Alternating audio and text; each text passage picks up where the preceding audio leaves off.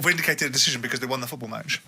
Does that vindicate the decision? Presumably because they won. Because, well, if they consider that to be vindication, then that's fine. It isn't actually vindication. It's just the validation of the sentiment that basically a player's performance and his outlook to life is determined by how good he's on the pitch, not determined by the standards he has to uphold, by the obligations he undertakes, by the position that he's in. I think it's a wrong look for football. Football, unfortunately, has moved into a different direction. It is not just about football. It's about the image and the reputation of what you purport to represent.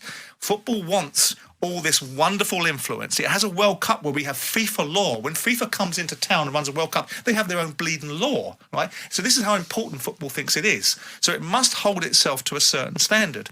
So with that in mind, you can't operate this way. Now, David Sullivan and David Golden, I suggest that I made the comment quite flimsily yesterday, and I make it again. If you look at their background of business, it's not surprising that the morals won't trump the ethics. Football has to look at itself seriously about the way that it behaves, because it's getting too many times now.